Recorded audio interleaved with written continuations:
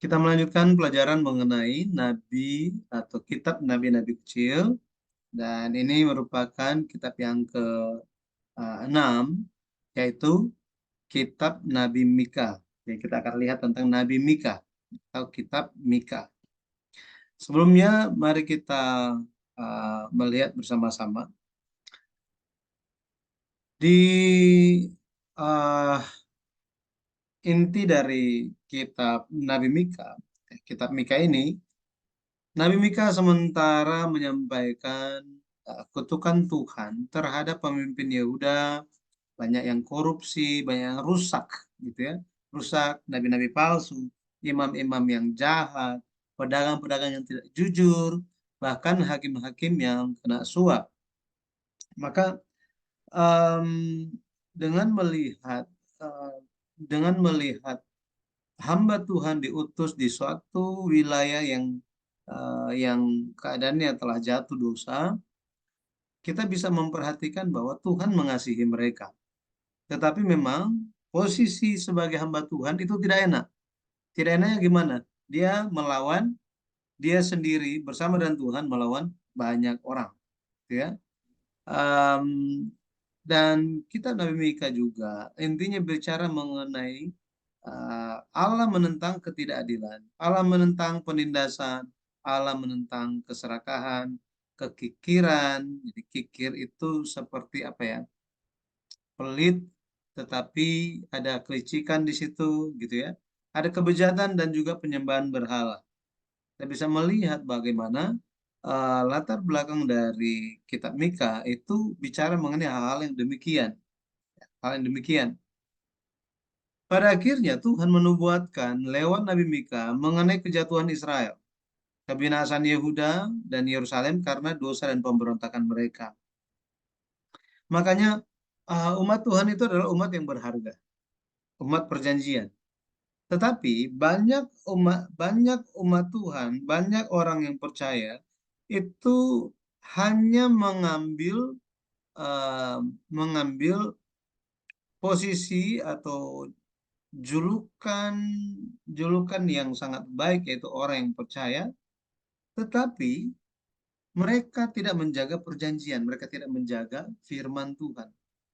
Ini yang terjadi kepada Israel, Yehuda, bahkan penduduk Yerusalem secara khususnya, mereka telah jatuh di dalam dosa dan pemberontakan. Dan ada nubuat bagi angkatan terakhir dari Yehuda sebelum orang Babel datang menyerbu. Jadi dulu kita pernah mempelajari tentang seri sejarah penebusan, buku yang ditulis oleh Pendeta Abraham Park, seri yang kelima, mengenai Babel, ya, Raja Babel, mereka menyerang dan menghancurkan Yehuda. Tetapi jauh sebelum hal tersebut terjadi, eh, Allah telah menubuatkan melalui Nabi Mika. Ya, jadi Nabi Mika itu melayani di saat yang sama dengan Yesaya, dengan Nabi Yesaya.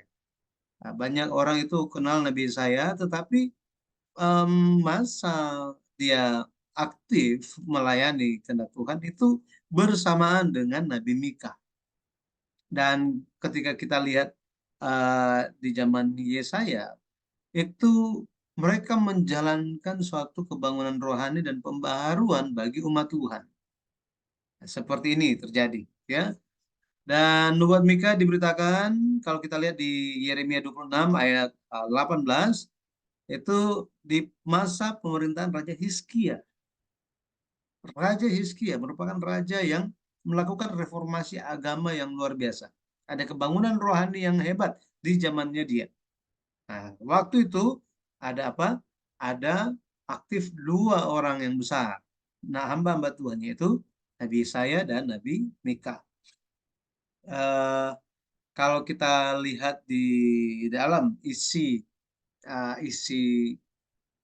kitab Mika, di situ mencerminkan keadaan Yehuda itu seperti apa, dan secara khususnya membandingkan pemerintahan Yotam dan Ahaz di bawah pemerintahan Hizkia sebelum reformasi agama, gitu ya.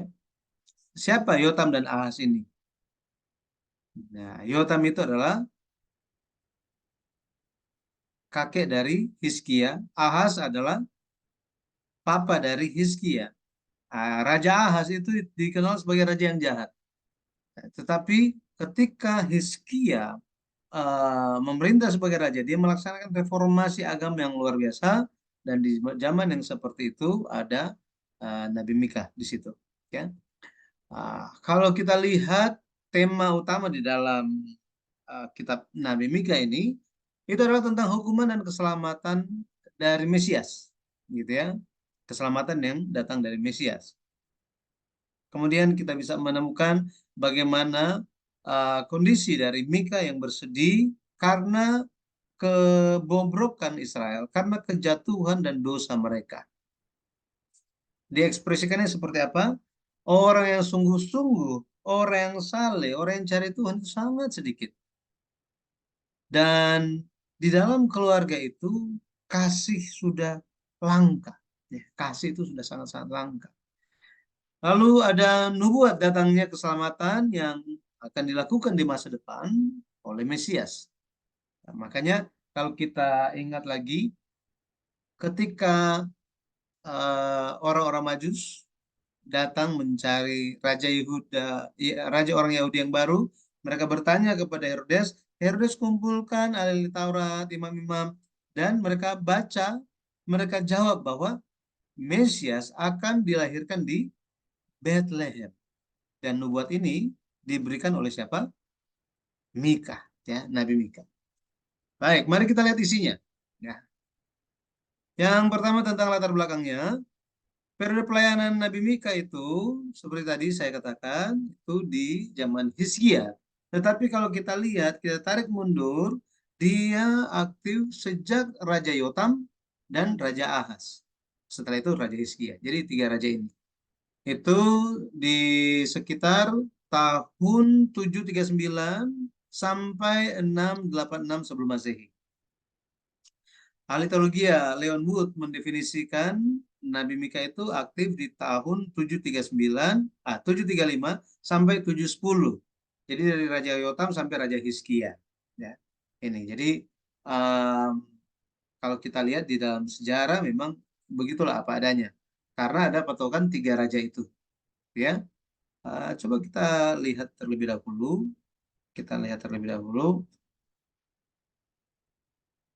Mika 1. Kita lihat Mika 1 ayat 1.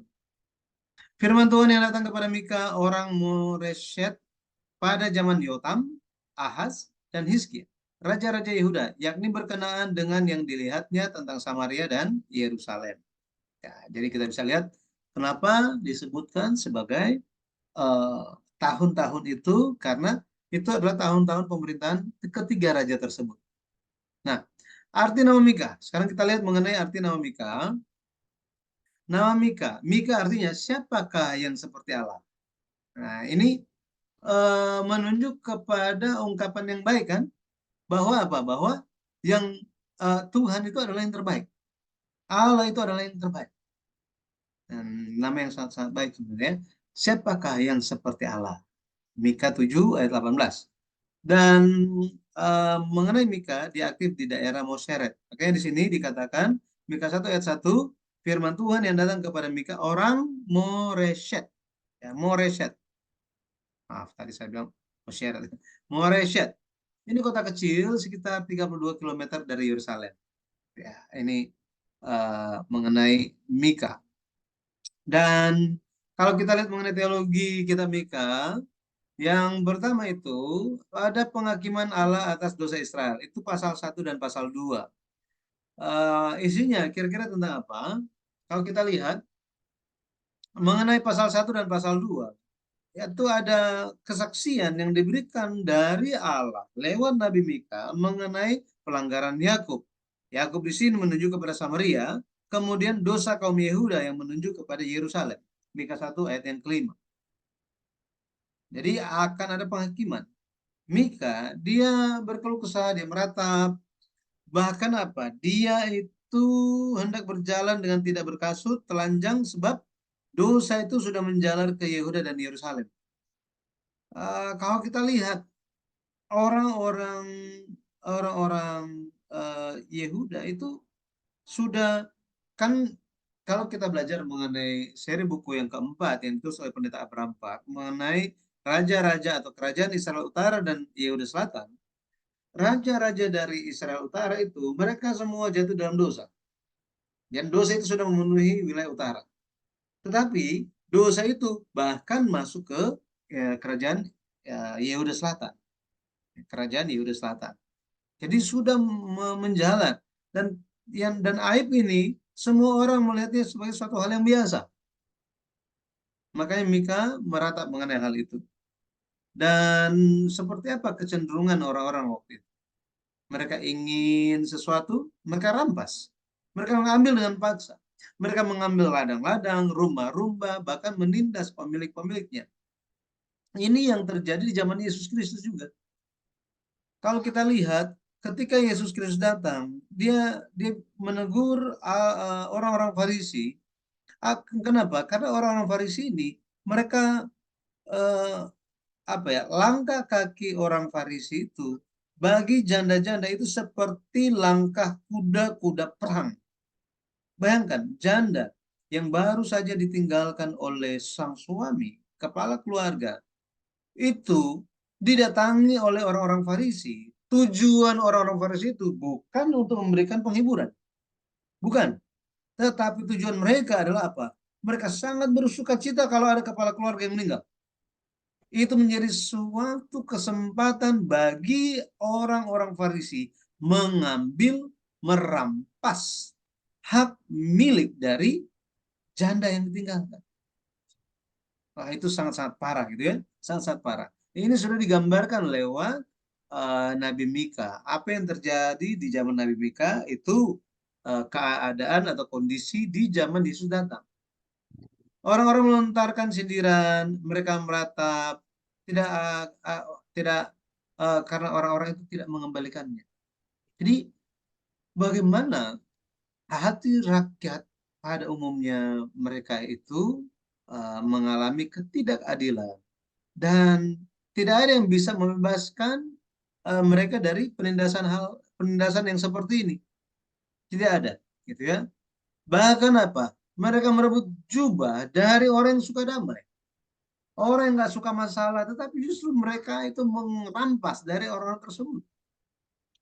Bahkan kalau kita lihat, ya, um, dari antara umat Tuhan, istri itu di apa? Diusir, kemudian bayinya diambil. Jadi kita bisa melihat apa penghakiman Allah terhadap orang-orang yang seperti ini. Nah, mereka akan dibinasakan dan tidak akan pulih sama sekali. Ini penghakiman Allah atas dosa Israel. Kita bisa lihat di Mika pasal 1 dan pasal 2. Nah, tetapi kalau kita lihat setelah hukuman itu Tuhan akan mengumpulkan keturunan Yakub, sisa-sisa Israel, dan menyatukannya kembali. Supaya apa? Supaya umat Tuhan makin bertumbuh dan ramai lagi. Seperti ini. Jadi meskipun ada penghakiman atas dosa, tetapi jika bertobat sungguh-sungguh, maka akan ada pemulihan. Gitu ya. Memang tadi orang yang binasa itu, orang-orang yang jahat itu semua akan binasa. Tetapi keturunan mereka akan dipulihkan. Nah, kalau kita ingat Nabi Yesaya itu sudah menubuatkan mengenai Babel. Babel dan Asyur itu akan menindas umat Tuhan, akan menghukum. Mereka akan menjadi alat penghakiman Allah terhadap umat Allah. Tetapi di kemudian hari Allah akan memulihkan mereka, Allah akan kumpulkan mereka kembali. Dan pada waktu itu apa yang terjadi? Yang terjadi adalah penerus tidak dapat maju untuk melewati kediaman mereka. Jadi mereka tidak akan bisa dikalahkan lagi, tidak bisa dihancurkan. Kenapa? Karena Tuhan berjalan di depan mereka.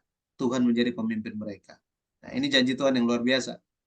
Kemudian, tadi mengenai penghakiman Allah atas dosa Israel. Yang berikutnya mari kita lihat mengenai pernyataan Mesias dan kerajaannya.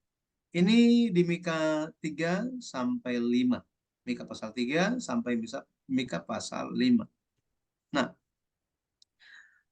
pertama, kita akan lihat mengenai daftar yang mendetail tentang dosa-dosa para penguasa.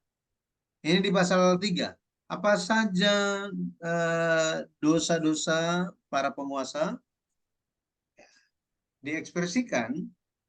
Dosa mereka itu akan em, dosa mereka itu akan mengakibatkan mereka itu menjadi timbunan puing, bait suci pun akan menjadi bukit yang berhutan. Maksudnya apa? Itu akan ditinggalkan.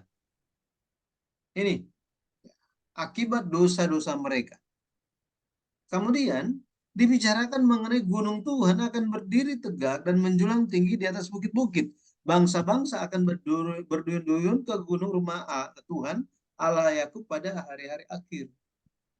Nah, ini mengenai janji pemulihan, gitu ya, janji pemulihan, pergerakan firman di hari akhir. Dan orang Israel itu akan keluar dari kota dan tinggal di padang sampai masuk ke Babel. Di Babel, di sana Tuhan akan membebaskan, Tuhan akan menebus umat Tuhan. Jadi kita bisa lihat karena dosa-dosa yang luar biasa dari para penguasa, akhirnya Yerusalem, umat Tuhan, bahkan rumah Tuhan, bait suci itu akan dihancurkan, akan ditinggalkan.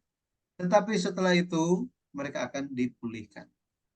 Makanya di dalam Tuhan itu selalu ada pengharapan. Nah, kita harus hidup seperti demikian. Di dalam Tuhan ada pengharapan. Di dalam Yesus ada pengharapan. Makanya ketika orang-orang di luar sana, orang yang kita kenal, mereka kehilangan harapan. Doakan mereka. Sampaikan Injil. Sampaikan tentang Yesus bagi mereka. Bahwa Yesus, di dalam Yesus ada pengharapan. Ya. Kemudian, tentang Mesias. Diceritakan di mana Mesias akan dilahirkan. Tadi saya sudah sampaikan gitu ya. Itu Mesias akan dilahirkan di Efrata. Ada raja yang akan bangkit memerintah Israel. Kemudian dicatat juga tentang sisa Yakub akan dikumpulkan oleh Tuhan, pemulihan akan terjadi. Tuhan akan melenyapkan patung-patung dan tugu-tugu berhala dari umat Tuhan. Maka kalau kita melihat apa yang Yesus lakukan, apa pekerjaan Yesus, itu sudah digambarkan di Perjanjian Lama. Makanya Yesus berbicara di Yohanes 5 ayat 39. Kitab-kitab suci bersaksi tentang aku. Lukas 24 ayat 27 ayat 44 di situ dikatakan bahwa mengenai Yesus, mengenai dirinya sendiri sudah dibicarakan, sudah ditulis di kitab Musa, kitab nabi-nabi juga, bahkan kitab Mazmur. Nah, maka kita bisa melihat bahwa banyak orang yang meninggalkan perjanjian lama, padahal Yesus sedikit pun, satu titik pun tidak pernah meninggalkan perjanjian lama. Tetapi orang-orang zaman sekarang itu saking modernnya kekristenan mereka, mereka apa? Mereka hanya berpusat kepada apa yang mereka pikir benar. Bahkan keselamatan itu ada di luar Yesus. Wah, ini udah kacau balau semuanya. Gitu ya.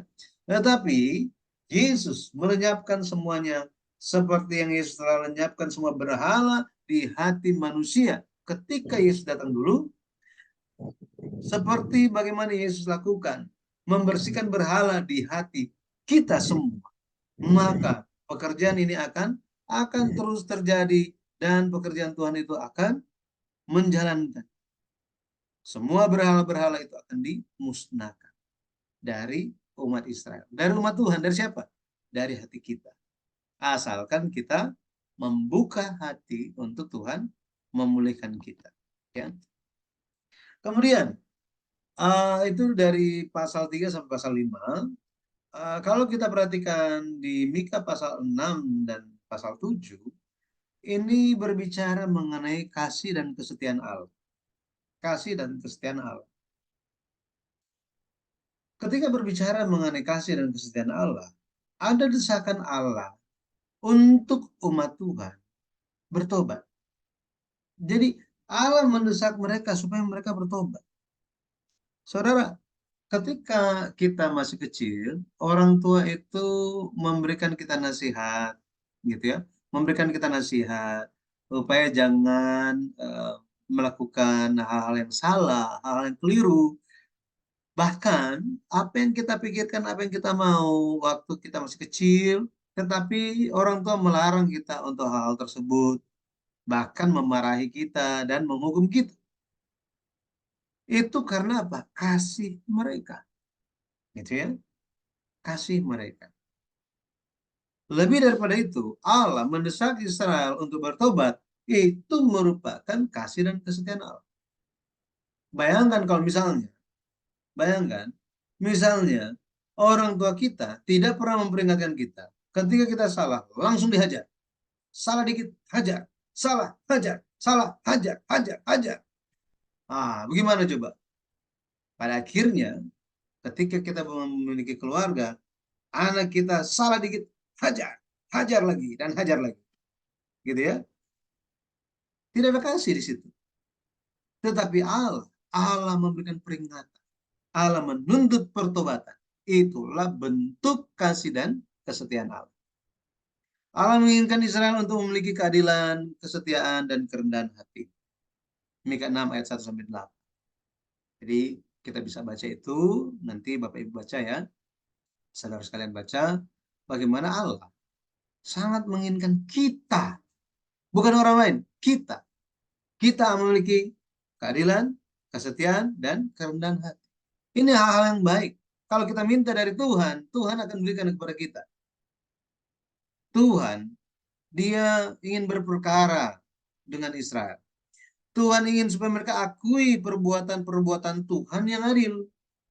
Itu. Bahwa Tuhan itu adil. Dan semuanya itu firman Tuhan atau hukum Taurat, kalau kita bicara tentang perjanjian lama ya, hukum Taurat, firman Allah lewat nabi-nabi itu menjadi standar. Standar keadilan. Kalau kita lihat orang, ada ekspresi, oh orang itu lurus. Benar ya? Orang itu lurus. Orang yang apa? Orang yang benar-benar dia hidupnya itu di tengah. Dia tidak ke kanan, tidak ke kiri. Kalau kita lihat ekspresi raja-raja, bagaimana penilaian Allah kepada mereka, dikatakan begini, dia mengikuti jalan Daud, tidak menyimpang ke kanan atau ke kiri. Itu tentang Yosia. Allah itu adil. Allah itu adil. Makanya Tuhan ingin kita memiliki karakter-karakter keadilannya, karakter-karakter kesetiaan, karakter kerendahan hati. Yesus memiliki hal ini semua. Yesus adil, Yesus setia, Yesus rendah hati. Untuk siapa? Untuk kita semua. Makanya kita harus nantiasa menghargai Yesus dan harus kembali kepadanya. Ya. Kemudian, mengenai penghakiman Yerusalem. Dalam kondisi apa? Kenapa Yerusalem dihakimi? Karena mereka tidak memiliki hal-hal yang tadi. Tidak ada keadilan, tidak ada kesetiaan, tidak ada kerendahan hati. Allah tuntut kepada kita supaya kita memiliki karakter-karakter Allah. Banyak orang cuma suka sebagai anak Allah, tetapi tidak suka memiliki karakter Allah. Hanya ingin surga dan berkatnya, tetapi tidak mau melaksanakan tanggung jawab dan kewajiban sebagai anak Tuhan. Orang Kristen banyak sekali seperti itu. Kita jangan sampai jadi sama, ya, jadi demikian juga. Kita harus berjaga-jaga, ya. Kita harus ada takut akan Tuhan. Harus ada takut akan Tuhan. Tuhan memperhatikan. Tidak ada yang tersembunyi baginya. Ya. Tidak ada yang tersembunyi bagi Tuhan. Tuhan tidak melupakan segala kecurangan, kekerasan, dusta, dan tipu. Tuhan tidak lupa. Jika kita melakukan hal tersebut, Tuhan ingat itu semua. Kecuali kita bertobat dengan sungguh-sungguh. Bertobat dengan sungguh-sungguh. Jika tidak, sama seperti Yerusalem, Tuhan akan pukul mereka karena dosa-dosa mereka. Ya. Berikutnya mengenai kebejatan Israel. Ekspresinya adalah orang saleh sudah hilang dari negeri. Tidak ada lagi orang jujur dari antara orang Israel. Bayangkan kalau misalnya di dalam keluarga dikatakan, oh di keluarga itu sudah nggak ada orang yang benar, nggak ada orang yang jujur itu di dalam keluarga itu. Bayangkan misalnya dikatakan di gereja itu, wah udah nggak ada orang yang benar, nggak ada orang yang jujur di gereja itu. Bagaimana coba? Inilah kita kalau hanya cerita tentang zaman dahulu kala itu nggak masuk gitu ya. Terlalu jauh untuk membayangkannya. Nah, tapi kalau kita bayangkan hari ini di gereja, tiba-tiba pendetanya bilang, sudah tidak ada orang yang benar di gereja. Tidak ada orang yang jujur di gereja. Artinya apa? Semua orang yang hadir di gereja, semua yang katanya beribadah, jahat semuanya. Dan apa? Tukang tipu semuanya. Nggak ada yang benar. Bagaimana coba kalau itu dikatakan kepada kita ketika kita menyembah di gereja? Wah, benar kan? Bisa tersinggung kita semua. Bukan bertobat, tersinggung. Nah, ini yang terjadi kepada orang Israel. Mereka tidak bertobat, mereka tersinggung. Makanya kita harus mengantisipasi. Dan apa yang bisa mengantisipasi supaya orang saleh itu tetap ada, orang jujur itu tetap ada di gereja dan di dalam rumah. Bahkan di dalam negara kita. Caranya apa? Mulai dari kita. Takutlah akan Tuhan. Cintailah keadilan. Cintailah kesetiaan. Dan rendah hati. Nah, pada akhirnya kita tidak akan hilang. Nah, ini maksudnya. Tidak akan hilang. Ada, ya, kita ada. Orang saleh tetap ada. Orang jujur tetap ada. Kiranya Allah menemukan itu di dalam kita, di dalam sadar dan saya. Amin. Amin.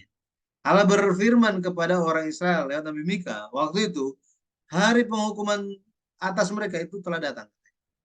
Ya. Tetapi kita lanjut. Ya, kita lanjut. Nabi Mika bukan hanya menyampaikan firman Tuhan mengenai penghakiman, tetapi disampaikan juga mengenai keselamatan dan perlindungan dari Tuhan Allah. Mika 7 ayat 7 sampai 20. Tuhan akan menyelamatkan dan mendengarkan umat. Artinya apa?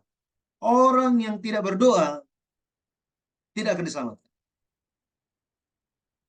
Orang yang apa? Tidak berdoa. Orang yang Tuhan akan menyelamatkan dan Tuhan akan mendengarkan umatnya. Ini disampaikan bukannya atau, tetapi yang melakukan kedua-duanya. Bukan boleh pilih yang mana, tetapi Tuhan akan lakukan segala dua hal ini. Tuhan akan selamatkan dan Tuhan mendengarkan umat. Tuhan akan selamatkan kita dan Tuhan akan mendengarkan doa-doa kita. Kenapa kita harus berdoa? Doa merupakan saluran berkat. Itu Bapak Ibu, ya. Jadi Tuhan, dialah terang, dia memperjuangkan perkara, dia memberikan keadilan. Itulah Tuhan kita. Makanya dia, Yesus Kristus, layak untuk kita percaya. Layak untuk kita percaya. Dia setia, dialah terang. Dia memberikan keadilan bagi kita semua. Tidak ada Tuhan, tidak ada yang seperti Tuhan yang mengampuni dosa dan berkenan kepada kasih setia. Ini kan, tiada seperti Tuhan. Siapakah seperti Tuhan? Itu artinya Nabi Mika kan? Siapakah seperti Tuhan? Tidak ada yang seperti Tuhan. Tuhan saja yang mengampuni dosa. Yesus datang lewat firman. Dia katakan apa? Dosamu sudah diampuni. Tetapi orang berpikir dia menghujat Allah. Padahal dengan sepatah kata, sepotong firman Tuhan, dosamu diampuni. Jadi dosanya hilang nggak? Hilang dosanya.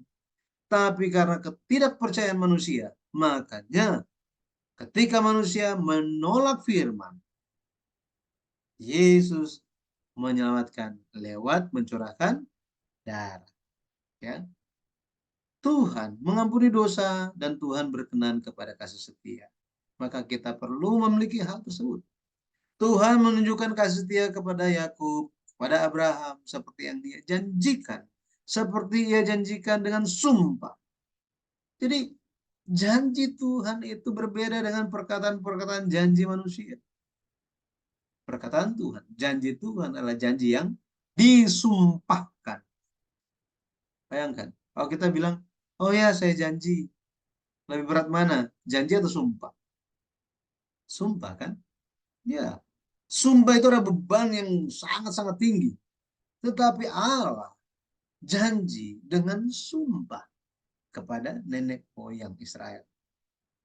Maka kenapa pendeta Abraham Park, ya, penulis buku seri sejarah penebusan, mengajak kekristenan modern hari ini untuk mengingat zaman dahulu kala. Mengapa? Mengapa perlu untuk mengingat zaman dahulu kala dan bertanya kepada nenek moyang Israel zaman dulu kala? Kenapa?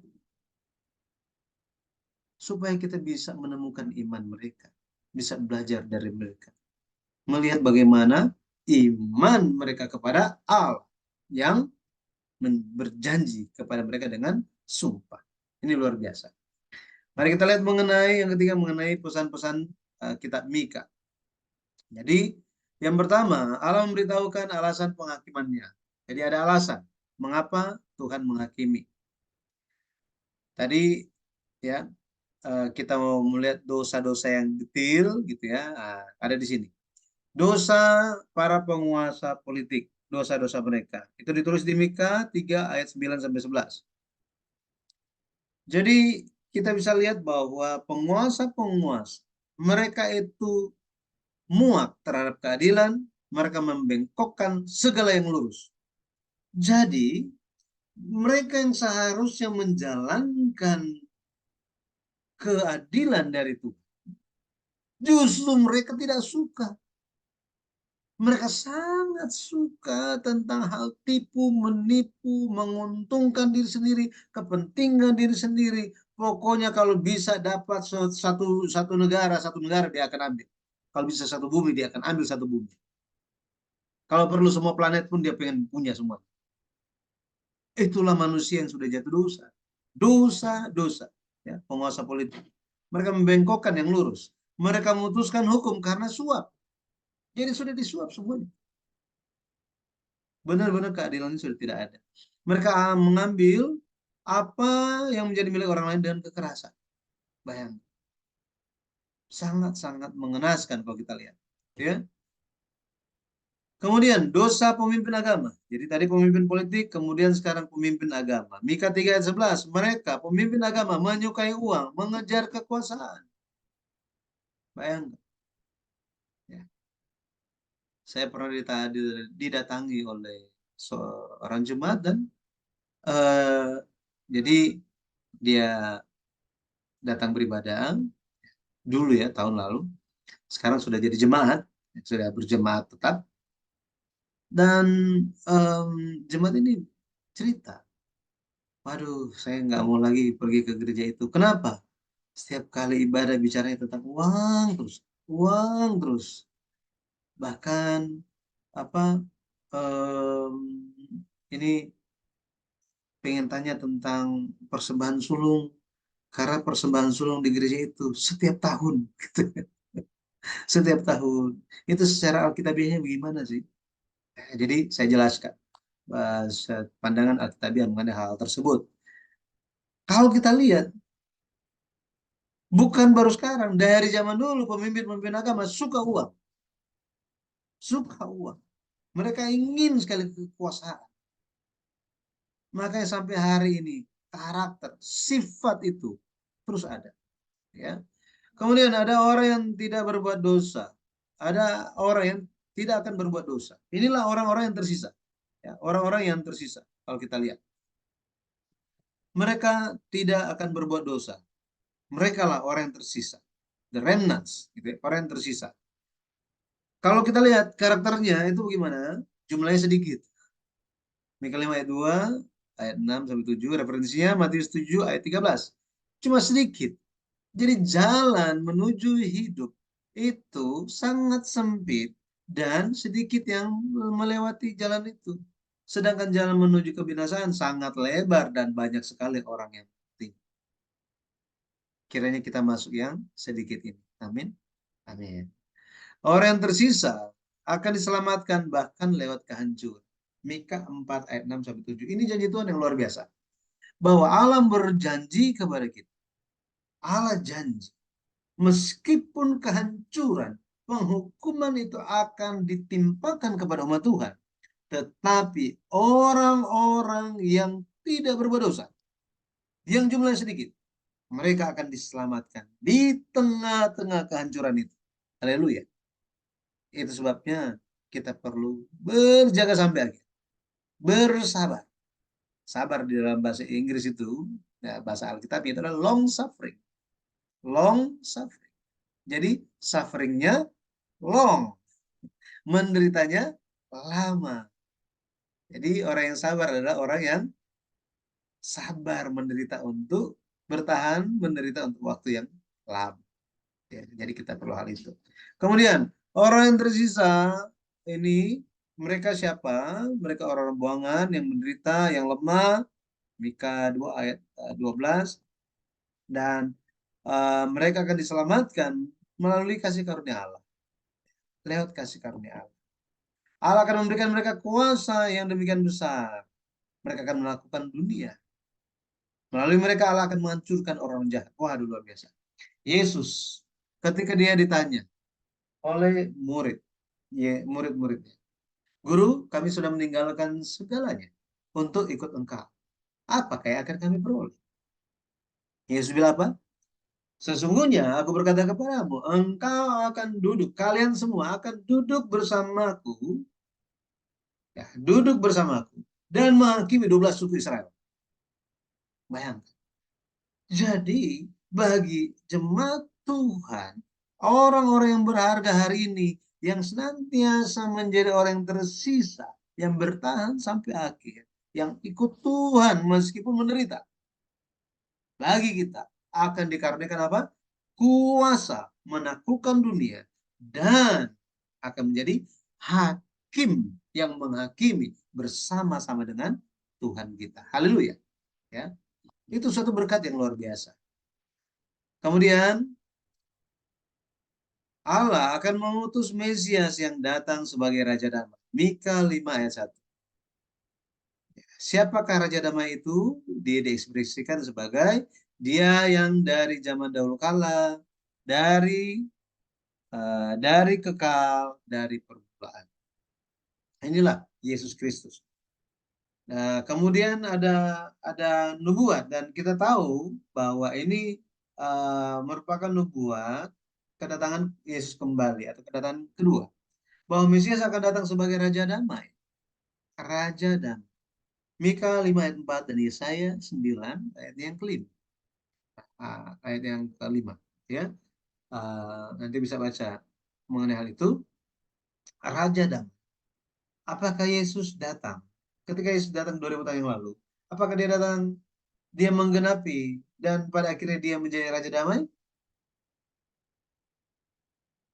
Enggak kan? Dia membawa damai, tetapi dia tidak diakui. Yang terjadi adalah dia mencurahkan darahnya. Dia menjadi Mesias yang menderita. Mesias yang menderita. Tetapi pada kedatangannya kembali, dia akan datang sebagai Raja Damai, Raja Mesias yang dimuliakan, Mesias yang mulia, Mesias yang mulia. Dan ini menjadi penantian kita juga. Ketika kita membaca Ibrani pasal 9 ayat 28, 29, bahwa akan ada upah bagi orang-orang yang menantikan dia. Saya berdoa dalam nama Tuhan Yesus Kristus, kiranya kita semua menjadi orang-orang yang selalu menantikan Tuhan kita. Haleluya. Amin. Tuhan Yesus memberkati. Jadi tadi kita sudah melihat dosa para pemimpin, Nabi, melihat, kemudian Mesias, nubuatnya seperti apa, kemudian ciri-ciri orang yang tersisa, dan penghakiman Allah, itu seperti apa, kita sudah bahas semuanya. Baik. Oke, sampai di sini semoga bisa dipahami. Ada yang mau bertanya? Silakan.